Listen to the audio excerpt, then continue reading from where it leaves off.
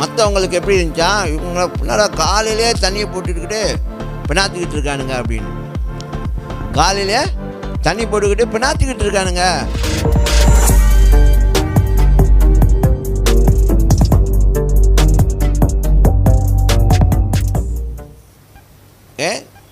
சில நேரத்தில் நீங்கள் அந்த ஆவிக்குரிய விழிப்புணர்வுக்குள்ளே வரும்பொழுது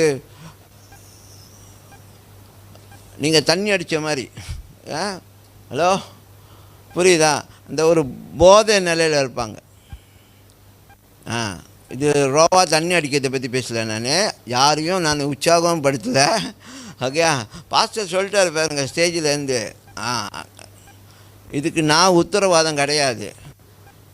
ஓகே, ஆனால் நான் என்ன சொல்கிறேன்னா, அந்த பாருங்க அப்போஸ்தலர் புத்தகத்தில் பரிசுத்த ஆவி அவர்கள் பெற்றுக்கொள்ளும்பொழுது அவர்கள் பல பல பாஷைகளை பேசும்பொழுது அங்குள்ளவர்கள் மற்றவங்களுக்கு எப்படி இருந்துச்சா, இவங்க பின்னாடி காலையிலே தண்ணியை போட்டுக்கிட்டு பினாத்திக்கிட்டு இருக்கானுங்க அப்படின்னு.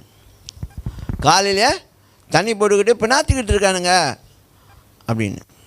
ஆனால் பரிசுத்த ஆவியில் நிரப்பப்படும்பொழுது சொல்கிறேன், it is different to receive the experience of the Holy Spirit by speaking in tongue, but there is another level of the pouring. அப்படின்னா அந்த பரிசுத்தாவியுடைய இன்னொரு அனுபவம் என்ன ஆகுனா, உங்களுக்கு ஃபுல்லோடு இறக்குன மாதிரி ஆயிரும்.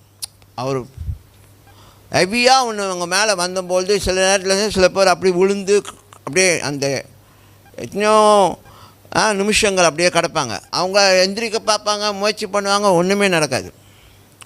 ஒன்று சில பேர் அந்த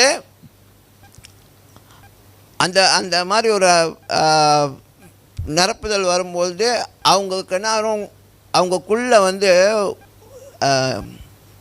ஒரு குளிர்மா அப்படியே குளிர்ச்சுன்னா அந்த மாதிரி ஒரு ஷிவரிங் மாதிரி வந்துடும். ஷிவரிங் வந்துட்டு அந்நிய பாஷை அப்படியே பாட்டு அவங்க அப்படியே டீப்பாக எங்கேயோ போயிட்டு இருக்கிற மாதிரி இருக்கும். அவங்களுக்கு ஃபீல் பண்ணும், அவங்க பேசும்போது ரொம்ப ஏதோ டீப்பாக போயிட்டுருக்கிற மாதிரி இருக்கும்.